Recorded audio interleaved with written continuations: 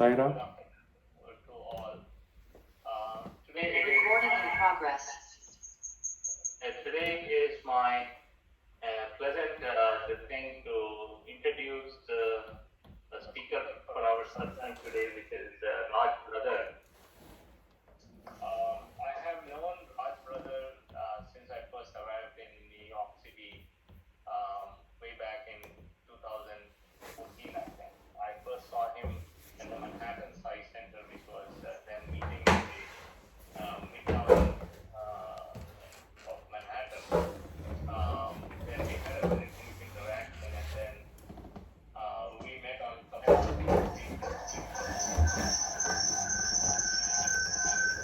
Raj, you need to mute one part, because it's a echo. Yeah. Yes. So, it was a very pleasant interaction with him. So, when I first met him, and then it has always been a pleasure. Now, after having met him, and it is my proud privilege also to introduce him to the satsang today. He has sent, as you all have read the email, he has sent us his brief biographic sketch, and you all have read it, and it's quite impressive for the thing that he has done. He is a proud grandfather, not only a proud grandfather, I think before that he's a proud father and a father-in-law before he can be a proud grandfather. And there are good thing to note that he has a highly diverse, multicultural family where unity in diversity is what it stands for, and that's my feeling as well. So without much ado, I would ask the Raj brother to share his life story with us and his experiences that have enriched his life, and that would also enrich our life through his narration. And before he could start, I would like to thank you very much for coming forward without hesitation to share your experience. And I with others, and I can speak for others, would like to request you to come and share your experiences. Thank you very much, Raj brother, and welcome Dilip ji. Namaste Saira, everyone. It's really a delight. It's a great opportunity for me to reflect on how Swami has influenced my life. I was just a village boy with no expectations. Growing up in southern India, we come from a farmer's family, and then my activity was limited to going to school, going by the fields, and going to the nearby Rama temple, and then my expectation was just to get a degree and then settle down in my town and my village. The village where I grew up had only 100 houses.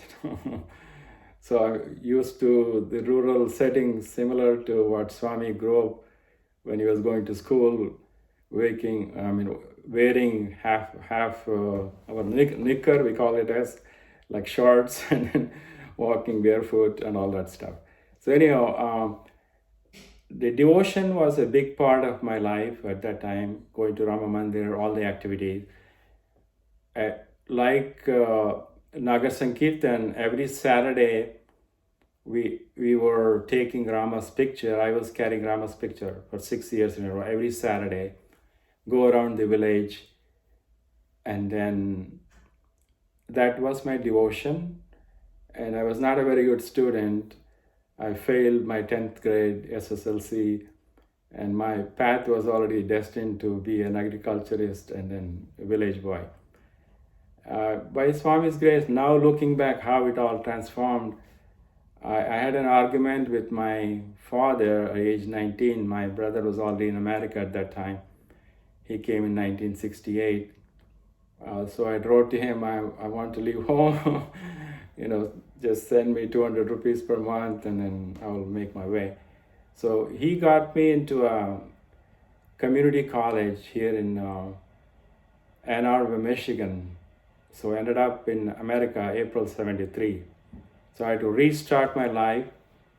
My brother used to joke with his friends that I'm a caveman because my behavior, I didn't know anything about the etiquettes and how to eat properly, how to sit with the dining table, etc., like that.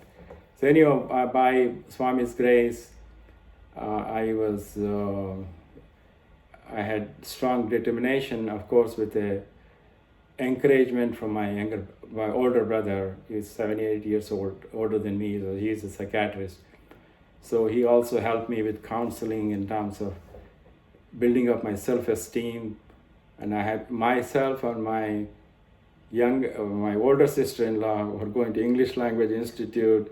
Then I got transferred to Eastern Michigan University in Ypsilanti, Michigan, where I went on to get 2 degrees, bachelor's in business administration and master's in business administration. So, during that time, a lot of interfaith activity was happening on campus. The Baptist Student Union is very active in trying to recruit you to become part of their faith. So that ended up going to different spiritual activities. I was also part of the International Student Association. So slowly blossomed, opened up my personality and all that stuff. So I became an accountant and I was taking CPA exam. I already tried for 3 years, didn't work. And then by that time, my older brother, Dr. Dasu, who brought me to America, went through a divorce, and then with a disabled child, all that difficulty was there. So he got remarried, and my new sister-in-law, Radhaji, brought me to Swami. She was from a very strong Swami's fold, and that was my entry pass to Swami. In 1979, I went to St. Louis for the Memorial Day retreat, and Radhaji and my brother, Dr. Dasu, took me over there, and then the devotional aspect deeply touched me. Like I was overpowered. I don't remember much from that weekend. I think all the luminaries from the USA, Dr. Hislop, and various other dignitaries were there, but I don't remember a thing. All I remembering was deeply crying, and also wishing that I would have a family like the Balvika's children, and then have, I hope whoever this person coming into my life fulfill the desire. And then next year, 1980, I had to take my sister-in-law to Bangalore, and then her and my sister-in-law Radhaji's family is all so devoted in Bhasham circle in Bangalore, a big samiti, and then I think one of their nephew was also attending Swami's new college in Vrindavan in 1980. So my sister-in-law managed to get an interview, and I was able to walk with my sister-in-law, and she had arranged a large garland. Those days, Swami used to take garland from person. So I was able to offer the garland to Swami. I was a newly graduated MBA working for Coopers & Lybrand as an accountant at that time. So I had no idea who I was meeting to, what was transforming. As destiny would have it, I sat next to him, and then my sister-in-law almost fell off from the floor. But Swami said, it's okay, and then we spent some time. He materialized Vibhuti, gave me Padnamskar, and also patted me in the back. That's when he planted the seed of oneness. So the BrotherOneness, what I am today, that was 41 years ago, very nurtured to see the unity in diversity and oneness of all. So I came back to America after a month in India. Soon enough I found out I passed the final part of the CP exam. Job change happened. I moved to Oklahoma, tried to become a Native American Indian over there. I used to go to powwow and all that. And then I put an ad in India abroad. I was ready to get married. So my wife also responded. We exchanged pictures. And then after some time, she sent me back the picture. Then in December 81, by that time, I had started law school. While working as a full-time accountant, I was driving 100 miles round trip every day for 4 years. I went to law school, University of Tulsa at night time. And Swami, only his determination, his mission to become an immigration lawyer, he allowed me to do that stuff, to get the law degree. Even there also I did not pass the bar exam first time, I had to pass the bar exam second time. Everything happens for a reason. So, so during that time in law school, the first year law school, I got married because my wife, who had returned the picture, she contacted me again. In between, there was a trip in India. That was December 1980. I went there. My brother was saying, you go and settle in India, take care of the elderly parents. I went there. Things didn't work out. On January 1st, 1981, I had, I'm sorry, January 1st, 1982, sorry, I mistake. I was in Puttaparthi. That was the first time I was in Puttaparthi. The interview with Swami happened in Vrindavan in May of 79. So Swami was reshaping my destiny. I was in law school, I became a CPA. And then at that time I was dating another girl. And then Swami had it such that I missed my flight coming back from Bombay to New York, where she was going to meet me with her family. So, that relationship ended, and then by like February, Valentine's Day, around that time, my present wife contacted me saying, if she's still not married, let's get together. Then I came and met with her in April of 1982. Then August of 1982, we got married here at the Ganesh Temple in Queens, where we were yesterday for the naming ceremony. So then Swami went out of my life for next 10 years or so. Next several years, the 3 children happened, and I was having a jolly time with my older son Shivraj. Like when he was born, I took him for the law school graduation. I graduated in 1985, and so he was 1 year old at the time.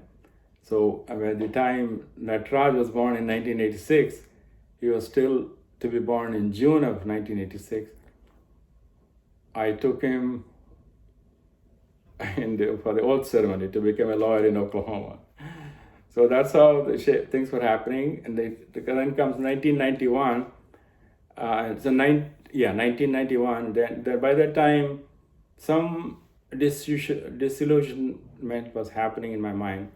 We were having a small Indian community where I lived in Bartlesville, Oklahoma, where we were having a satsang. We call it as Chit Chat Club. So the interaction was there, and so that spirituality continued. But Swami was, not in the forefront. So 1991, when I started having that, what's the purpose of life?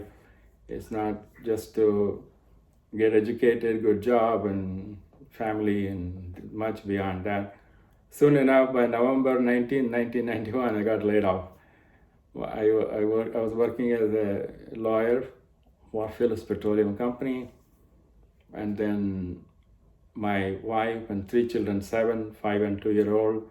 Wife was housewife. So then next 1 year I was looking for a job and a lot of time. So I used to write to Swami at that time, let me make a living and also be helpful to people. So that's how I ended up in New York. And then I got my New York law license and started going to court. Series of events happened where I kept meeting people, Swami's devotees, non-devotees, and then I used to attend all the centers in New York City. 92 September I moved to New York. So from 92, 93, I was working for Bed-Stuy Restoration for 1 year as a controller. Then there also I got laid off. I had just moved with my family from Oklahoma to New York. So, but the Swami had me put into immigration field. So I ended up working next 25 years as an asylum refugee lawyer. And then now I'm not in full-time practice. I assist some of my attorney friends. So during this time, for about four-year period, I served as the president of Manhattan Sai Center. Prior to that, 3 of my children, I used to take them to Valvikas at South Ocean Park Center. So they have the values, that they went on to successful career. One became investment banker, 2 were lawyers, and as already mentioned the bio, my sister and my daughter-in-laws are all international family from Eritrea, from with the European background, Canadian Jewish background. So it's I think it's bringing harmony together. Swami may create the United Nations in my family that way. So 1995, my mother passed away. So I'd gone to India with my brother, Dr. Dasu. We visited Prashanti Nilayam after many, many years. So during the time I was searching for a job 1 year, that's when the intense devotion started happening with Swami. I was searching for a job. I sent out like 5,000 resumes. I was traveling to different cities and go to Sai centers in that area. I used to drag my 2 children with me also. So it was the journey back to Sai 4 started there. The purpose of life, I found out, is that it's a Godward journey. We are on this earth for a very short period of time. If you live up to 100 years, it's only 5,000 Sundays, So we have come from God. That's the breath we are inhaling, exhaling, and that's what's sustaining. God is with us, and we're going back to God. Swami is teaching of Divyatma Swarupalala, divine embodiment of love. That is the reminder. That's what we are here. That's why he came on earth to awaken the divinity within us, and then so the lamp of love shines brighter and brighter each day. So that's what the oneness concept deeply ingrained in my thought with the planting of seed in May 1980 interview, patting me on the back like he awoken the Kundalini, I think, for me. And then, slowly evolved into it just to inclusion, expansion, and then acceptance, the hate none. So that all those concepts happen. So during the time I was in Manhattan Sai Baba Center, met Guruji, Guru Dilipji. So we found out we have great connection with Swami. Guruji played with Swami on his lap when Swami used to visit Kerala Raja in Thiruvananthapuram. So we bonded together. So we were able to, I got into his institution. He founded World Yoga Community. So to promote Sai message also, we walked with the banner, Love All, Serve All, Help Ever, Hurt Never, at the India Day Parade, 2 years in a row, where it was seen by thousands of people around the world. Like that, we did our own way to integrate Swami's teaching the best way we can. The most I cherished with the Manhattan Sai Center, I used to claim myself to be a doorman. So I always be at the door, welcoming guests and members, and then let them in. Part of our spiritual soul journey is to point people towards God. The reality is that unless we find that path back way to God, there is no way. I mean, we have to keep punarapi jananam, punarapi paranam. So that's why satsangatsve, nisangatvam, nisangatve, jivan mukti. That means that with satsang, we develop detachment. Swami always talks about be in the world, not of the world, Hands in the society, head in the forest, thinking of God all the time. So he always talked about constant integrated awareness. So I mentioned 1995 trip to Prashanti. The super specialty hospital was just constructed. When I walked in the super dome, I see the main message of Paropakaram idam shariram. This body is given to help people. So I dedicated, with Swami's grace, my immigration practice. All my stationery had Swami's literature, Swami's quotes, help ever hurt never. Sometimes my immigration judges also would make nice comments, like when New York Times article came out, Swami is the friend of the world. One of the judges commented, "Hey, your guru article has come in New York Times," and I didn't even know that, So a lot of positive interaction with we're able to help few thousands people around the world, with the nominal cost, and other attorneys were charging 25% of what other attorneys were charging. So my motto was, I have to make a living, not a killing. I don't need to accumulate bad karma by grabbing money and then hurting people, and then it'll come back to hurt all of us. How I'm doing in the time, brother?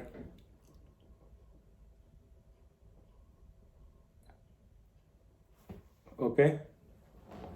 All right. So Swami always talks about the only garland comes with us at birth is the garland of our karmic actions, inactions. So that's what we have to cope with it. I'm always mindful of that, so that to the best of my ability, I try to live the teaching, live in harmony. So we have a good, excellent relationship with all our family members. Now, one person came to America, now we've grown into 14. And then, all the extended families. My wife's side of the family, I'm the eldest male member surviving. So, I'm a fatherly figure to all of them. Although I didn't have daughters, we had the fortune of giving 3 Kanyadans. So Swami has given enriching experiences all along. Immigration court also at times, in terms of the surrender, it was helping all the way. I'm not fully into Sharanagati, the 9th step of devotion, starting with Shravanam, Kirtanam, Vandanam, Vandanam, Padasevanam, and then Sakhyam, and then Atma Nivedanam. So I think at times Swami is my friend, at times he is my parent, at times I owe everything to Swami. Like he took me a village boy, and then now I'm a New York City lawyer connected to all the United Nations activity. World Yoga Community has recently acquired the status of ECOSOC, that is Economic Council and Social Council, one level below the General Assembly.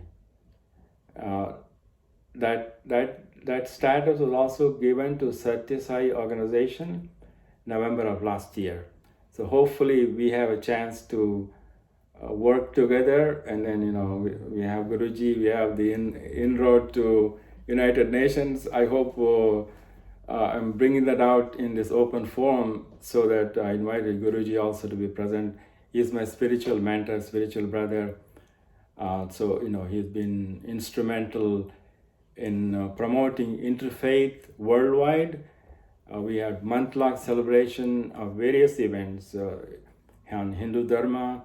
There was a week-long program. We had a month-long yoga celebration, month-long women's celebration, because the United Nations has in 2032 the special development goals they have labeled: eliminating poverty, gender equality, and all that. all those things are tied into Swami's teaching of Sathya, Dharma, Shanti, Prema, Ahimsa, all that. So it's all, various religion talks about the same thing. And then but the main point I want to leave you with is that we are spiritual being having this human experience.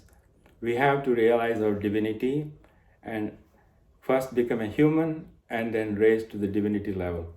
So we have, that means we have to be childlike. We have to unlearn everything what we have learned. All the worldly knowledge doesn't help us to get God's grace. So that's the way to do it. Now, I want to end with a few comments.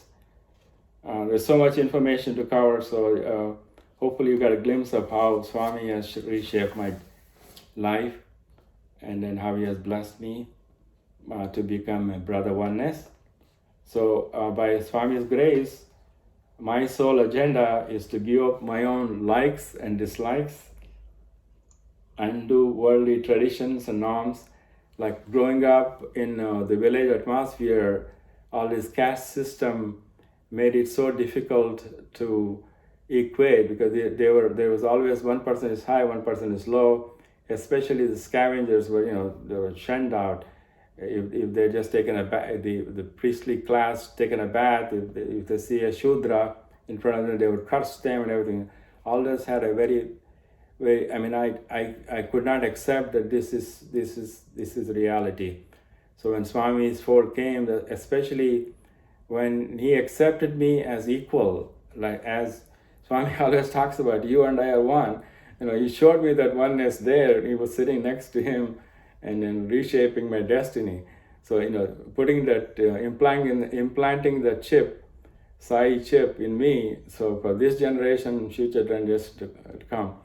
So even my children joke with me that I'm BrotherOneness. So they no longer call me as daddy. So it's BrotherOneness, that's what they say. So I want to give up day by day likes and dislikes. So there should be universal acceptance.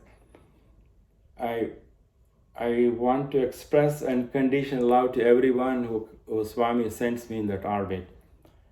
So my New Year's resolution has been this for many years. Remember God often. It doesn't matter which God, Allah, Buddha, Jesus, Mahavira, Narayana, Shiva, anybody. And then share God's love with family, friends, and strangers. Smile, make others smile. Swami always talks about be happy. If you have to be happy, that is that Sat, Chit, Ananda. Sat is that who we really are. We are the divine being. Chit is that awareness. So, because of body identification, we bring down our energy level to the lowest level. We become greedy, we are angry, we are jealousy, all those negative qualities, all the animal tendencies sprouts up. So Swami always, through devotion, through constant remembrance of God, only by His grace only, nothing to do with the small I. The big I, the universal consciousness, helps us to feel that God's love and then share with all of creation. That's the purpose of life. So other resolution is to give all glory to God, always be in the attitude of gratitude, see positive in every situation. I mentioned in my bio, we had a fire in the house. I have an office in the basement, that's where I'm speaking from now. So all my files were destroyed and then everything went away. So you had to restart. And that happened 2010. And then 2012, Hurricane Sandy comes, again the flood, whole basement was flooded. Once again, everything was gone. So Swami was telling me maybe I should retire and not retire to be focused on spirituality. Around that time, I met Guruji, and then so we spent many sessions. In New York City, we go to the different events, interfaith event, at the UN and non-UN events, even Islamic prayers, the Christ prayers, all that's happening. So in our own way, trying to be an example of, always tell Swami, guide me guard me, and use me. So with that, I will stop. Any questions? I'll be glad to any question, anything about my personal life or anything. Nothing. Everything is spiritual. So it's really nothing. No bifurcation between this is professional life, this is personal life, or anything. So whatever way Swami wants me to share, please ask the question. I think I've said. Saram Raj, yeah, that was very nicely elaborated your journey, okay, and how Swami came in your life all the way from India to US and then again back to India when Swami came to your life. So it's very nicely done. It is very inspirational, and you know how your own effort with Swami's grace brought you to where you are now seeing yourself in everyone and Swami in everyone. Okay, so that's what we all want as a spiritual progress, right? Your title on the talk also, I like it very much. Be happy, make others happy, and God will be happy. Which Swami has said. When we are in spirituality, it is said that there is no scope. Okay, if we are truly progressing in spirituality, there is no scope for desperation, depression, disappointments, and so on, because everything that happens in life happens for good. Is a motto. And Swami has said that. In fact, I was looking through some of the quotes like you said, about that earlier when you said that topic of the discussion was make everybody happy and God will be happy, and you yourself be happy. So those are a very powerful thing, and that's why I brought this. This is a question answer session. I'll put this here for anybody to read later, but I will, since there is time is of essence, I will let others comment. Okay, Sarah. Yeah, thank you very much, Raj brother, for that wonderful description of life events that you went through, right from being a teenager to where you are today. So this is something personal I would like to. I think I have mentioned it to you earlier. So in 2015, when I first came to New York, I ran into. I met Raj brother at the Manhattan Sci Center between Times Square and the Grand Central Station. I don't know the name of the location, so it was equidistant from either of the places that I could get home. So one Sunday, after meeting him one Sunday, I ran into a lady. I still remember this. I was heading to Starbucks in the morning, being a caffeine addict in the morning, and I ran into a lady, and I don't know, we got talking, waiting for the light to change. And she asked me if I was from India, and I said yes. And she asked me if I knew one Raj from Brooklyn.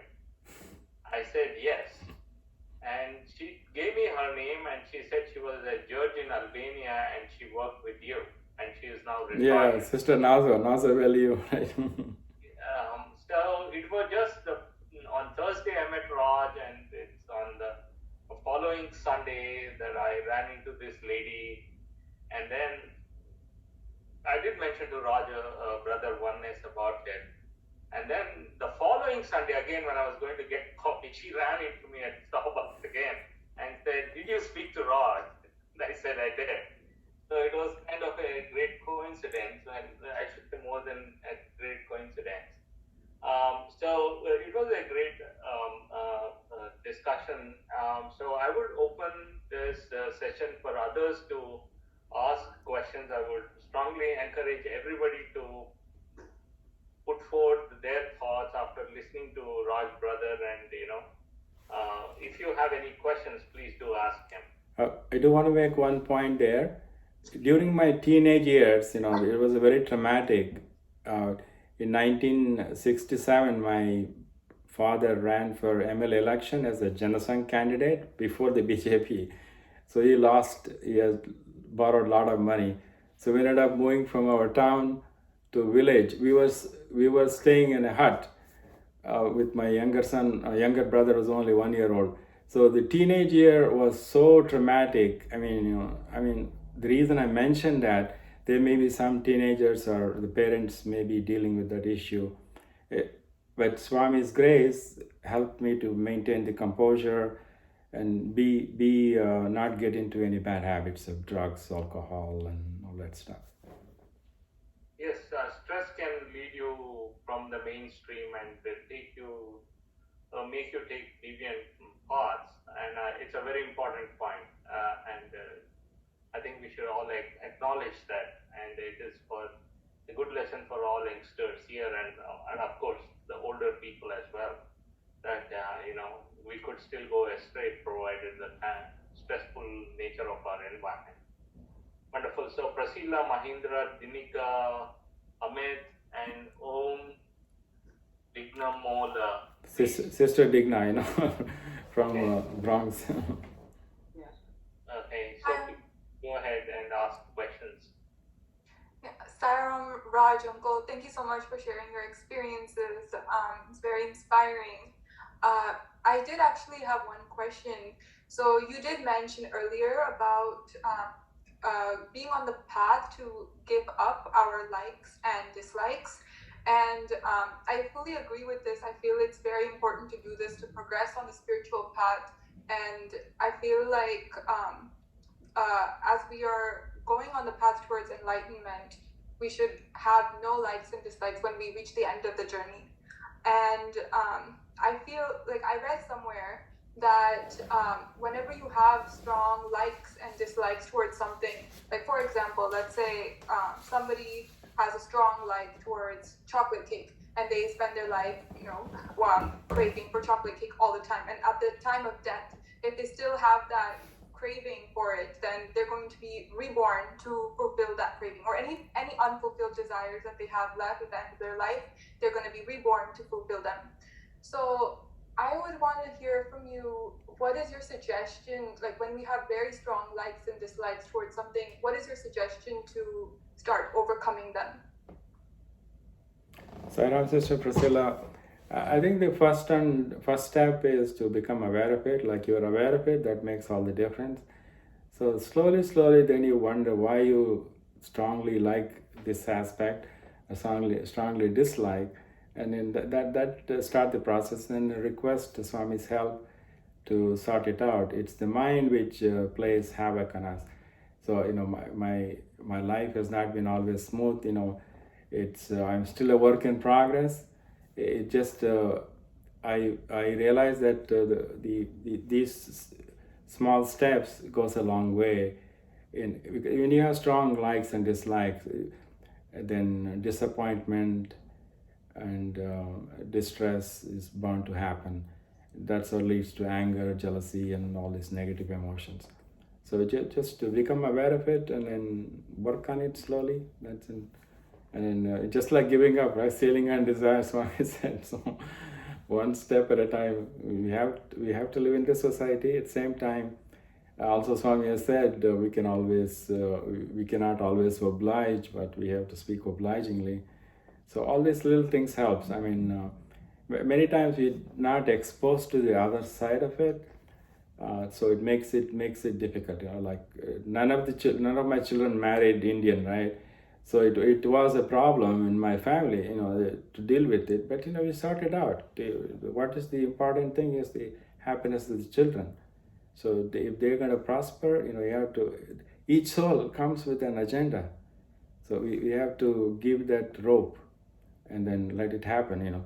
Children comes through us, not from us. So like that. So just being aware of Sat, that we are this divine soul. That's why Swami said, "You are God, I'm God too, but you don't know it." And that's what he said. That's why he kept us. Every time you start the discourse, Divine Atma Swarupa Lala. So if you are Atma Swarupa Lala, then where is the like and dislike? Everyone is a unique creation of God.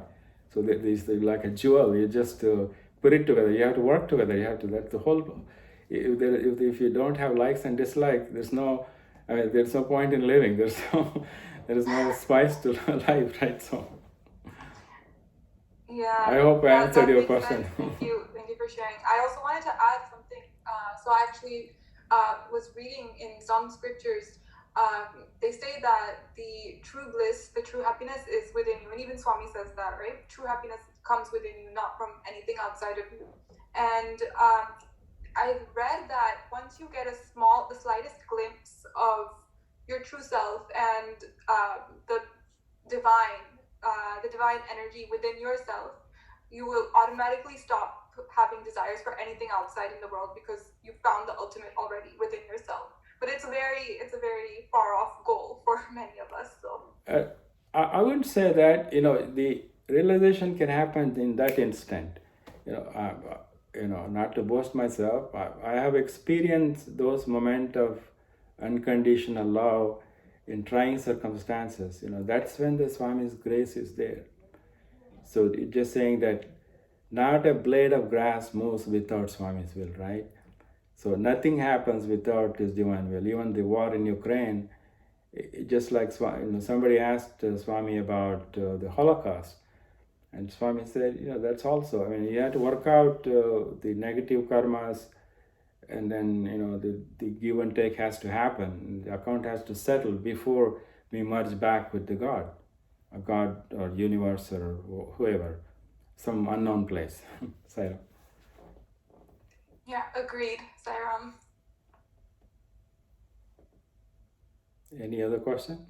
Yeah, anybody else? Dinika, Amit, and Om Dignamola, Mahindra. Thank you, brother. I didn't have questions, just wanted to thank the speaker, and for all of you sharing your thoughts. Saira. Thank you, Saira. Saira. Yeah. I don't have a question, but I just want to say something which has touched me so deeply. I heard this incident from someone about Brother Raj. He spoke about the fire in the house, but he did not say the whole story. His house was on fire. He was standing outside, his family was standing outside, and instead of doing anything else, he was chanting Gayatri. That was the height of his spirituality that touched me so deeply and taught so many lessons. Nothing is bigger than that. That your whole life is on fire. Whatever you have made, whatever you have earned is on fire, and you are chanting Gayatri at that moment. Thank you, brother. Yes, thank you for sharing. Thank you, sister. The house again. Can I say one thing? Yeah. So it's only Swami's grace. It's just that attention was directed. But last weekend, let me tell you what happened. Last Sunday, even Guruji doesn't know this. I was dropping my granddaughter to the house. So I parked the car and then I was carrying her. I tripped, but I didn't remember Swami at all. I tripped. Only by Swami's grace, I landed very softly, but my granddaughter slipped out of my hand. But she was crying hysterically, but luckily nothing, not a single thing happened. The point I'm making is that Swami's awareness was not there that moment. I just keep hitting myself, saying, where.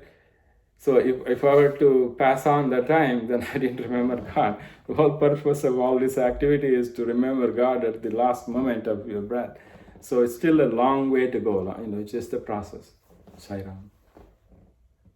So wonderful. I think that's great. Dignamola wanted to talk. Looks like she was unmuting her. So.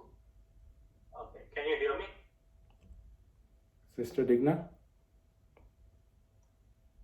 Yeah. Digna, if you can unmute and speak, please.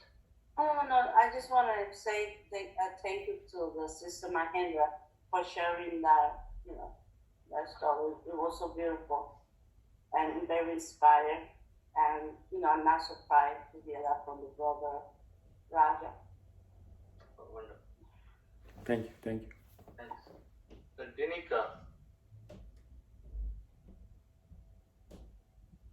Hello, you're on mute. Dinika, you want to speak? think we'll move on to the bhajans then. Okay. Yeah. Thank you so much, Thank brother, you, thank you. Raj.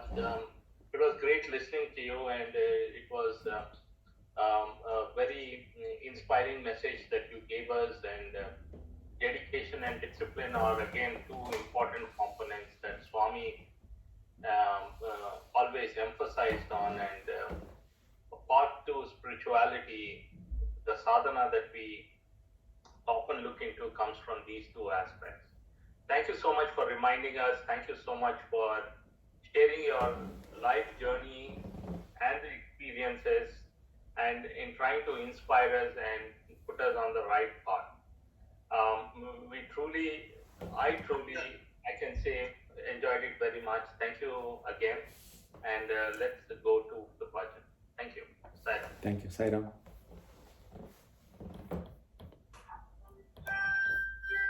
Oh.